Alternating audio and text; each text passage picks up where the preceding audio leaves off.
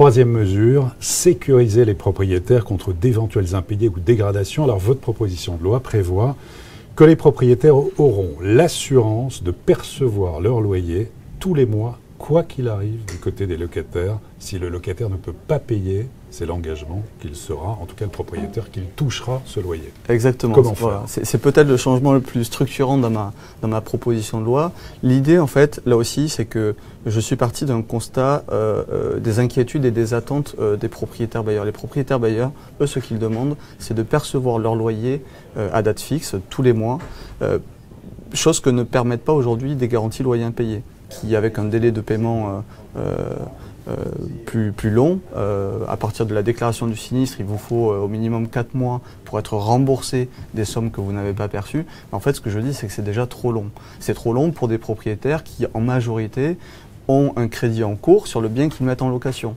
Et donc, ne serait-ce que perdre un mois de loyer, c'est se mettre en difficulté soi-même quand on doit rembourser un crédit immobilier avec des mensualités qui ont été calculées par rapport au loyer perçu.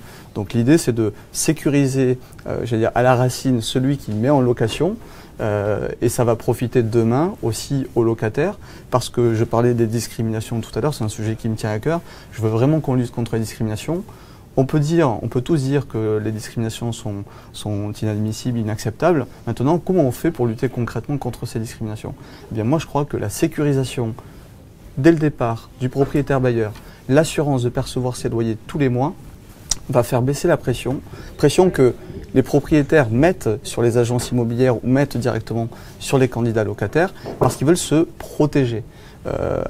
Ça peut se comprendre aussi. Bien sûr, ça peut se comprendre. Mais quand, par exemple, on fait de la discrimination économique auprès d'une mère isolée avec 2 enfants, pour qui, on le sait aujourd'hui, c'est plus difficile d'accéder au logement. Quand on voit les études SOS Racisme, et là, il faut aussi saluer le travail de l'association, qui montre que on a beaucoup de discrimination raciale, en particulier dans le marché géré de particulier à particulier. Bien, tout ça, il faut le corriger. Mais pour le corriger, il faut dire aux propriétaires, vous n'avez plus à vous soucier de rien demain. Vous avez, grâce à ce nouveau mandat de gestion, avec la participation des professionnels, la possibilité d'être totalement sécurisé et de voir vos revenus garantis tous les mois. Ce mandat de gestion portera un nom? Le mandat de gestion, il n'a pas de nom particulier. Il sera créé par cette proposition de loi et il vise à assurer cette sécurisation totale. Et j'ajoute que l'intérêt de ce nouveau mandat de gestion, c'est aussi de rassurer les propriétaires, dans le sens où j'ai beaucoup de propriétaires de logements vacants qui m'ont dit ne pas vouloir louer parce qu'ils ont eu des mauvaises expériences avec des locataires. Et bien là, on travaille, et c'est le travail des collectivités, c'est le travail du ministre du Logement, des parlementaires, d'essayer d'aller chercher les logements vacants. Et bien on va pouvoir le faire aussi en sécurisant mieux. Et par ailleurs, on parle beaucoup d'investissement locatif, de défiscalisation.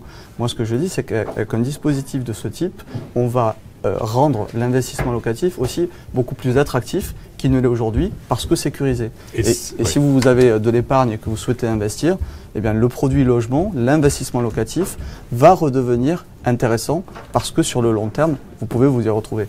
Et ça va se concrétiser à la fois sur la location nue, location meublée, bail mobilité? Exactement, l'idée c'est que ce mandat soit applicable à l'ensemble des baux en vigueur aujourd'hui. Pas de risque non plus que certains propriétaires puissent se dire, entre encadrement des loyers potentiels, ces nouvelles lois, de partir vers d'autres formes, des plateformes touristiques, on pense à Airbnb notamment?